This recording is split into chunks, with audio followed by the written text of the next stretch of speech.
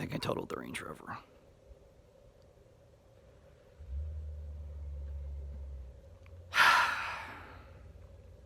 What is up? What is up? What is up? Okay, so here is one of the really big problems with basically the kinds of cars that I buy. This is what actually took out the Mercedes that I had, and really good chance I'm going to find out here in a day that this car is also totaled. So here's the issue with these cars: low resale value. So I have got this Range Rover that I spent, you know, what, $5,200 on this Range Rover, and I put another $4,000 into it. So I've got $9,000-ish into this Range Rover, which is fine. Like, I put $1,000 worth of tires on this thing. You know, I put a $2,400 transmission control module, mechatronic, whatever the heck you want to call it, you know, and all the other things that I've done to it, which is fine. Like, you're not going to get your money out of that. You're not going to get that resale value basically back out of it. So I'm not going to be able to turn around and sell this car for $10,000 basically, more than likely. But I do that because I can plan on continuing to drive it, right? So here's the issue that I have. I've got a perfectly decently driving Range Rover. It's got great tires, the brakes, they pulsate, but they're perfectly safe, lots of brake pad, the engine runs strong, the interior is nice. I really like this truck. And I got rear-ended by an F-150, which honestly looked a lot worse than the Range Rover when it was all said and done. But as you can see, I've got some dents that I didn't have before. Joy. And as crazy as this is, this damage might actually total this truck. So let me show you what we've got going on, and that way you can be the judge. And I'll tell you, this is what's wrong with owning cars like that Range Rover, or that Jaguar, or the Mercedes S-Class that I had, or the 99 Cadillac, or all right, so first and foremost, I was basically stopped, and we started going again, and a truck behind me didn't see me and hit me probably maybe, I don't know, 10 miles an hour. So we definitely have some denting here on the tailgate. And you can see it's, well, yeah, it's a little wibbly wobbly. And then the button really shouldn't be bent like that. That's not good.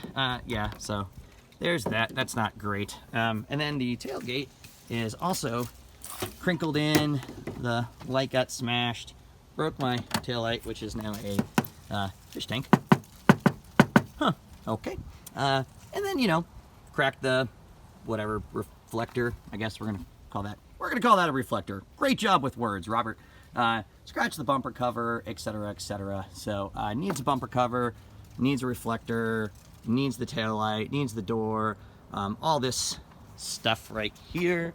And then going around here, that was my fault. I hit a building, just whatever, we'll talk about that later. And then this is not the end of the world, but it did push me into the car in front of me and just, you know, essentially just scratched the bumper up. It wasn't super bad. So here's the thing, needs a bumper repainted, needs a rear bumper, might be able to salvage the rear bumper, or it might need a bumper cover. Definitely needs to have that repainted. The tailgates need to be redone. The taillights need to be redone. I am guessing, depending on the price of Land Rover parts, because that's what actually gets you, I am guessing $2,500 to $3,500 worth of damage. I don't know yet, but this truck is only going to be worth what the resale value says it's worth. So forget the fact that I've got $4,000 worth of parts in this thing, and it would literally cost me probably $10,000 to replace this. They're only going to say it's worth $5,000 or $6,000. So they're now getting to the point where we are going to be pretty close to what it would take to total this car out.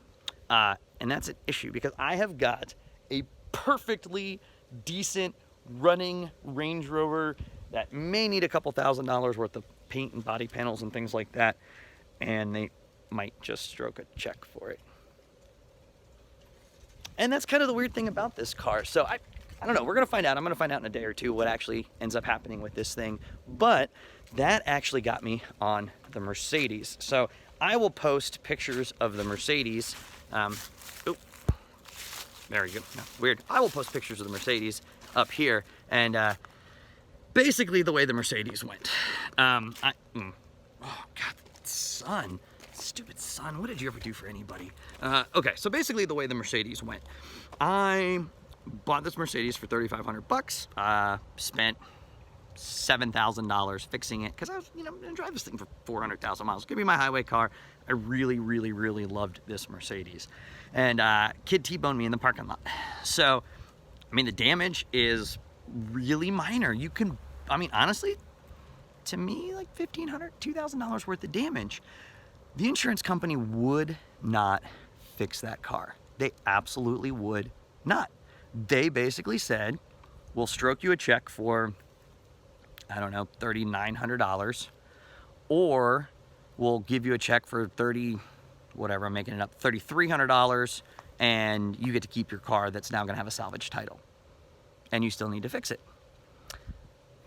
And they're estimating it's gonna cost me $3,500 to fix it. Now, I could have probably fixed it for less, but the point is, I've got a car that literally is gonna cost me probably $10,000 to fix. If I go buy another Mercedes for $4,000, it's gonna need all the work that I did on that one. It's got all the common problems. I spent 2 years basically sorting out all of the issues that car had.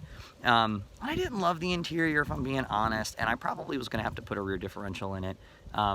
So, it wasn't exactly a perfect car, but I was gonna keep driving that car. And when I spent that $6,000, whatever, when I put all that money into it, just like I've put in this Range Rover, the point of me spending that money was that so I could continue to drive it and enjoy it, and I didn't go buy a $50,000 sedan or an $80,000 sedan.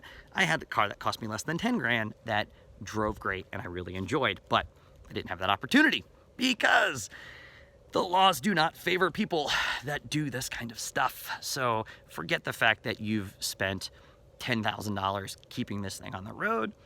You get a little bit of body damage that's not your fault, and you're gonna have trouble getting the car fixed. So that's a real big issue. And if it is something that's not even fixable, let's say this car just gets totally crushed, you're not gonna get the $10,000 back out of it. You might get half of the money you've spent into it back out. And then the only way to get around that is basically sue people and take them to court.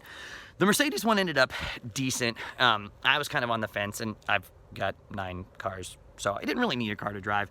And I was really trying to decide what I wanted to do. Honestly, I was really just pissed off that I just was kind of basically gonna get screwed no matter what. While I was deciding whether or not it was worth me basically taking the insurance company to court or suing the driver that hit me and trying to figure this out, the Jag came into my life. So this was a customer's car. It is an 06 Jag XJ8 long wheelbase.